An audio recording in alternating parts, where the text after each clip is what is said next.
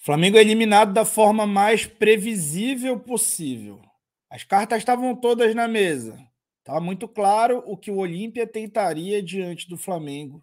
E também era claro o que o Flamengo tinha que fazer para tentar evitar. As intenções talvez tenham sido diferentes das ações.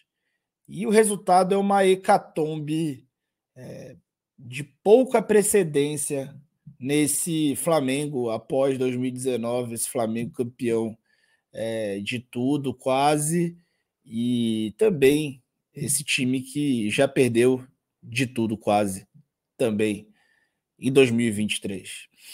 A derrota foge à regra de um trecho histórico importante de 2019 para cá, mas na verdade ela só segue o ritmo que 2023 impôs com o seu péssimo planejamento e a péssima gestão de futebol do Clube de Regatas do Flamengo. Vamos tentar analisar esse jogo aqui. E para analisar de futebol de forma imparcial ou perto disso, a gente precisa utilizar técnicas que aprende ao longo dos anos de estudo.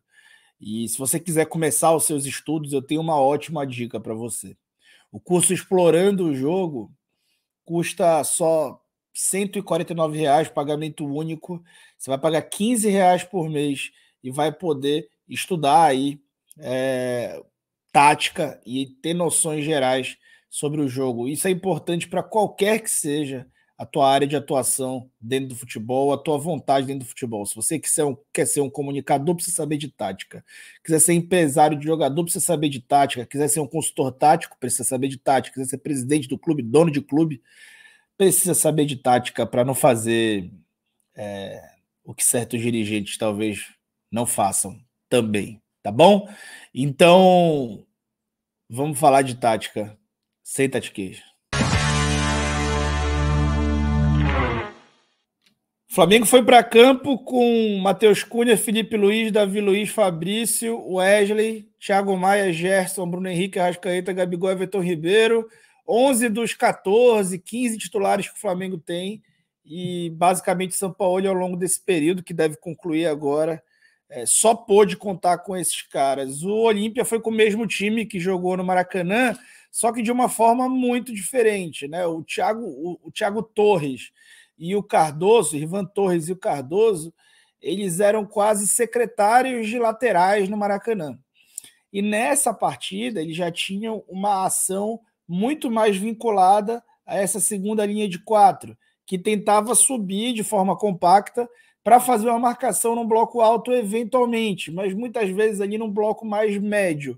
O Olímpia subiu um pouco a marcação, mas como previmos aqui, aliás, tudo que eu falei no pré-jogo aconteceu em termos de estratégia. O Olímpia não tentou, digamos, amassar o Flamengo. A ideia do Olímpia era o quê? Tentar condicionar o jogo através do emocional, manter a disputa aberta e ativa pelo máximo período de tempo possível, para que isso se tornasse uma pressão contra o próprio Flamengo, que o Flamengo se autopressionasse conforme as coisas não fossem acontecendo. Foi uma aposta que deu certo, a gente já sabe, mas vamos seguir aqui para analisar como isso se desenrolou. Como a gente disse, o Olímpia ia jogar com bola longa na referência e para isso, para não sofrer, seria muito importante vencer os duelos aéreos. E aí talvez tenha acontecido o primeiro erro do Sampaoli. Claro que eu não sei a condição física, mas o Léo Pereira, como eu adiantei na análise pré-jogo, o Léo Pereira é o zagueiro de maior imposição e de melhor domínio do jogo aéreo. E ele foi com a dupla Fabrício Bruno e Davi Luiz. E a impressão que deu é que essa marcação ao Gonçalves, depois ao Brueira, que viria fazer o gol da classificação, ela nunca foi tão física quanto deveria. É como se no enfrentamento físico o Davi não tivesse sido superior a esses seus dois adversários. Talvez isso seja normal para um atleta veterano. O fato é que o Flamengo teve prejuízo grande por conta disso. Logo aos 7 minutos, o Flamengo faz o que ele precisava fazer em todo o primeiro tempo: tranquilizar o jogo a partir de um gol marcado. Gente, isso aí era ouro. Ouro. Aí a eliminatória ficava em 2-0. O Flamengo precisaria tomar 2 gols para que o jogo pudesse ir para pênaltis e o Flamengo ter outra chance de se classificar. O contexto era extremamente positivo. E aí entra em cena uma atuação muito triste até de um jogador que é um ídolo do clube, mas que nesse contexto, jogando Libertadores, fora de casa ou longe do Maracanã, não é tão raro uma atuação ruim. O Felipe Luiz deixa uma bola entrar nas costas, depois aposta tudo na perna esquerda do seu adversário direto e fecha o fundo, deixando o meio aberto, numa situação que o indicado é ao contrário, né? Você precisa entregar o fundo, porque ao entregar o fundo você consegue garantir que a tua cobertura chegue. A ideia nesse momento, que você já foi driblado e que você já tem a inferioridade qualitativa ali daquele duelo, é você gerir a desvantagem desse confronto. O Felipe preferiu apostar que a perna esquerda do jogador não seria capaz de fazer um cruzamento. E notem como o Flamengo sofre essa transição, esse contra-ataque, o que não poderia acontecer de forma alguma, né? Como ele sofre esse contra-ataque, fica descompacto. Ele tem mais gente do que o adversário aí na zona da bola, mas essas pessoas não recompõem tão rapidamente. O Thiago Maia recompõe mais rápido que o Davi fica defendendo o funil, o Gerson já está tentando fazer uma aproximação para gerar uma dobra para o Felipe não gera a gestão melhor da desvantagem, o Gerson não chega antes do cruzamento, e aí o gol, uma cabeçada livre, o Matheus Cunha não tinha muito o que fazer nesse lance, talvez ficar mais parado e apostar numa cabeçada ruim, pegar uma cabeçada mais ruim, ele acaba chutando um canto, mas é fato que o Flamengo, logo 4 minutos após de fazer o gol que o tranquilizaria, deixa o jogo instável. E aí o contexto, gente, fica pior do que se fosse o 0-0. Lembra que eu falei que desde o início, desde o pré-jogo, que o mental seria importante? Pois é, se você não tem nenhuma coisa que condicionou o jogo, se o jogo está 0-0, ele está seguindo o teu plano de controlar o jogo, você está na frente da eliminatória e você não tomou nenhum golpe, mas também não golpeou, você talvez esteja com o seu plano de jogo ali bem estabelecido. Quando você golpeia e tem a sensação de que foi mais fácil do que deveria, de que você conseguiu rapidamente aquilo e de que você é muito melhor do que o adversário, e logo em seguida toma uma porrada, ainda mais no estádio pulsante, como foi o Defensores del Chaco, numa noite linda de atuação da torcida do Olímpia, você acaba colocando aí uma instabilidade emocional no time, e isso foi acontecendo, e para completar, o time foi tendo várias oportunidades de contragolpe e tentando acelerar todas as jogadas, tomando contra-ataques pelo mesmo lado. E aí o Thiago Maia baixava para tentar compensar ali o balanço defensivo do Felipe Luiz, que saía o tempo todo e errava os seus duelos e deixava a frente da área vazia. Até os 30, o jogo começou a ficar mais calmo de novo, porque o Flamengo começou a vencer, especialmente os duelos aéreos a partir dessa bola longa. Nesse momento, o Flamengo vence esse duelo aéreo com o Davi Luiz, que aí sim talvez tenha encontrado um pouco mais o Walter, e em seguida a bola sobra para o Arrascaeta, na frente ali da defesa, ele coloca para o Bruno Henrique, que faz o gol, né, dá um gol para o Gabriel, só que estava impedido. E aí isso exemplificava o quanto era bem mais simples do que parecia, o quanto era só vencer 1, 2 duelos diretos que a bola ficaria à feição. Era um jogo, no plano tático, que nesse momento entregava uma superioridade tática para o Olímpia pelo lado direito do campo deles.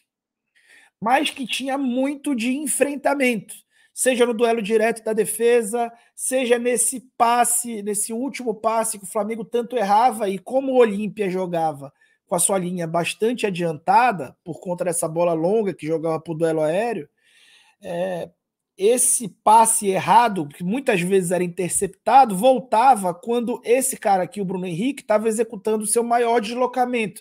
Ele era o cara mais avançado, só que ele era a dobra também do lado esquerdo. Isso gerava um espaço que o Olímpia aproveitava. Somado isso à atuação péssima do Felipe Luiz e da não capacidade de recomposição que o Gerson tem entregado, isso gerou essa superioridade tática.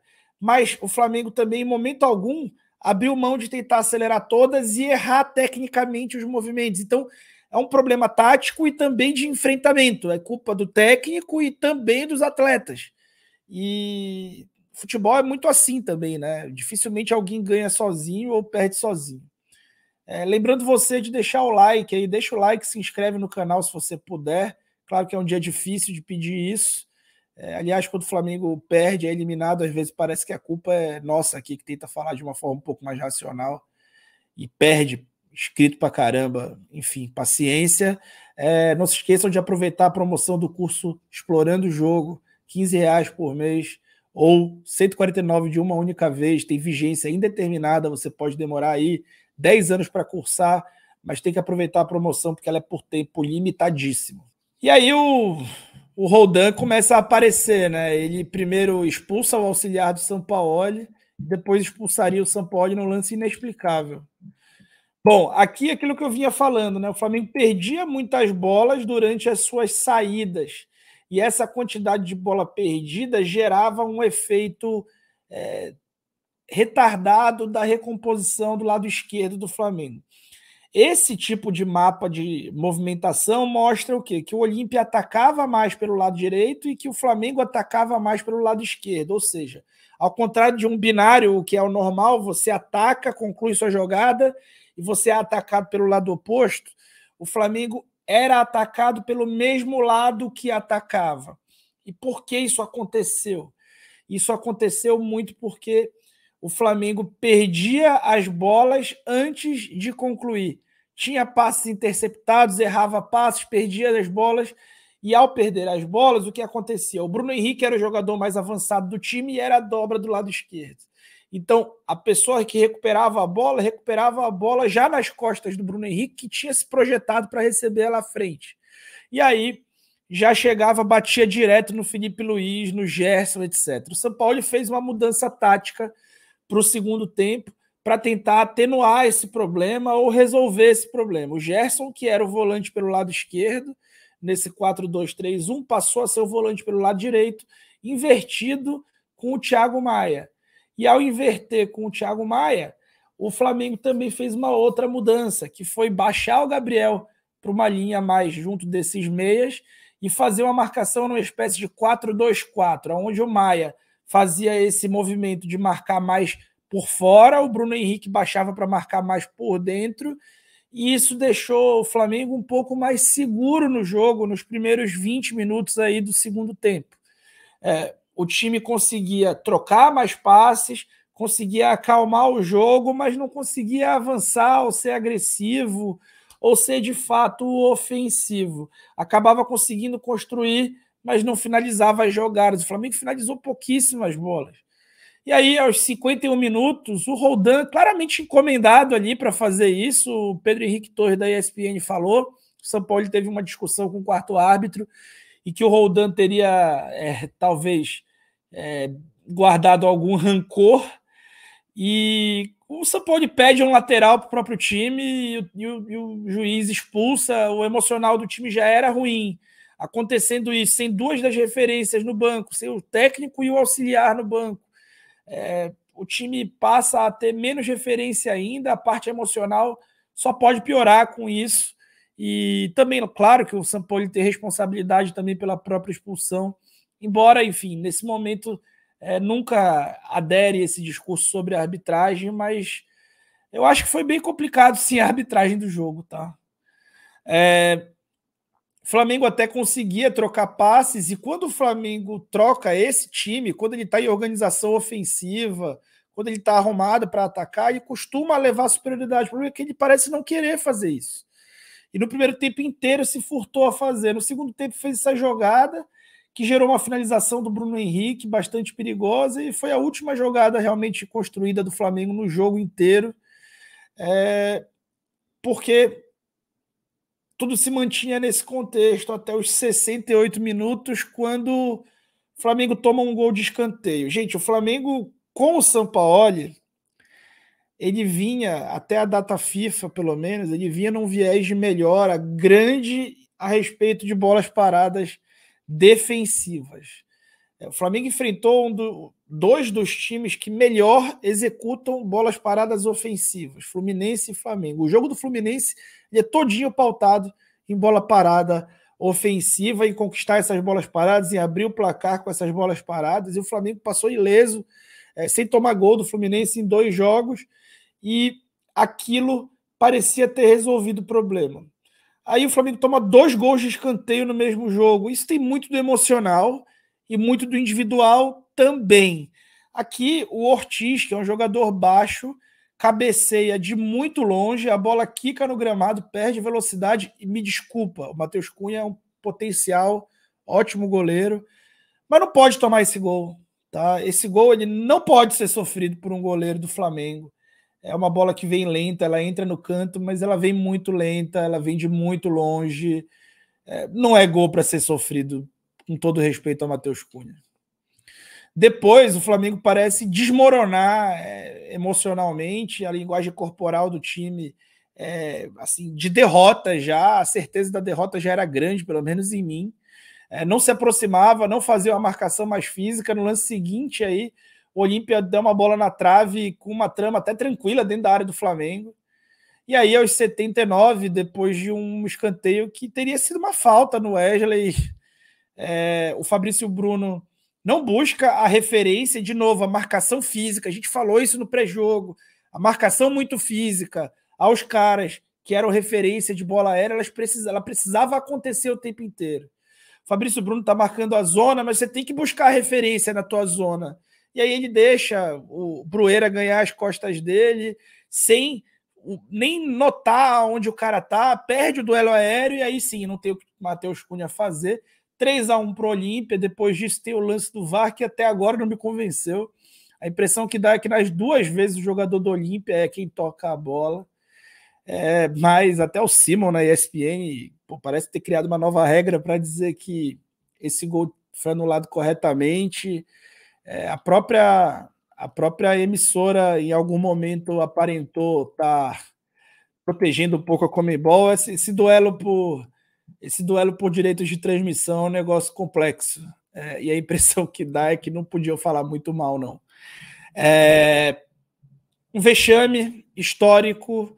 O Olímpia foi copeiro, foi gigante, é um rei de Copas, é um time tricampeão da América, merece respeito. E eu acho que talvez, assim, com certeza, muita coisa no Flamengo está errada. Agora a gente já sabe o que vai acontecer, o Sampaoli vai ser demitido, 99% de certeza. Se não for agora, vai ser daqui a 1, 2 semanas. E a gente vai ver o ciclo recomeçar. O Sampaoli tem muita culpa na eliminação, na derrota. O estilo de jogo é bastante complexo e ele não simplifica em momento algum para tentar manter isso mais competitivo, vencer essa temporada ou superar essa temporada, passar por ela ileso, para no próximo ano colocar um pouco mais do trabalho dele.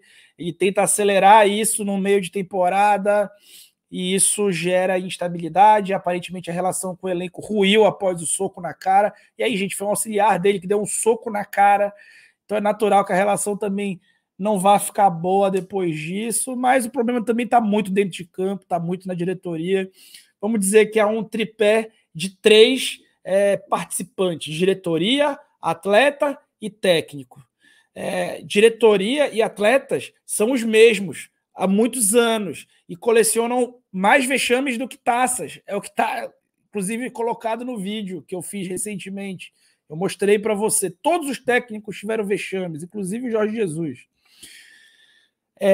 Tanto vexame quanto taças. E A única variável nesse processo é o técnico.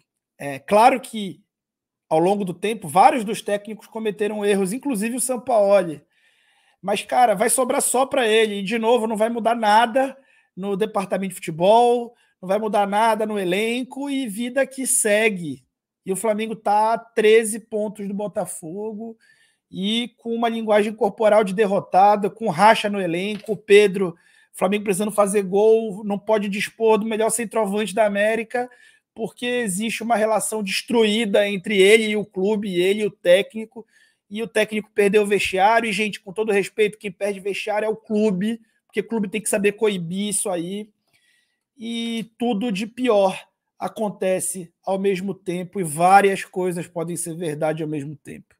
O Sampaoli pode ser, sim, um grande culpado, como o elenco pode ser o maior culpado, na minha opinião, a diretoria, na verdade, é a maior culpada e também e a gente não precisa proteger ninguém para atacar quem for mais conveniente para a gente. A gente não precisa atacar e nem proteger absolutamente ninguém. A gente pode opinar de uma forma equilibrada e ficar, assim, muito triste com a derrota que expõe o Flamengo ao ridículo de ter que ficar torcendo contra rivais. Eu tenho certeza que nenhum rubro-negro quer que o Fluminense seja campeão no Maracanã, ou que o Palmeiras seja de novo campeão no Maracanã, o que vai, enfim, que vai ridicularizar esse Flamengo com tão mais dinheiro do que os outros. E tanto mais dinheiro do que os outros não perdoa amadorismo e falta de uma gestão competente. Se você não gere bem o seu recurso, você está só jogando ele no lixo. É uma superioridade que você joga no lixo. Você tenta na tentativa e erro, e muitas vezes deu certo ao longo da história, porque você tem muito mais dinheiro para errar. Então é uma tentativa e erro que você tem 10 chances de acertar e o teu adversário só tem uma. Só que os adversários estão se tornando mais competentes, estão se profissionalizando, e eles têm mais chance de acertar essa única vez do que o Flamengo 3, 4 vezes em tentativa e erro, da forma como é feito, especialmente muitas vezes colocando interesse político na frente dos interesses do clube.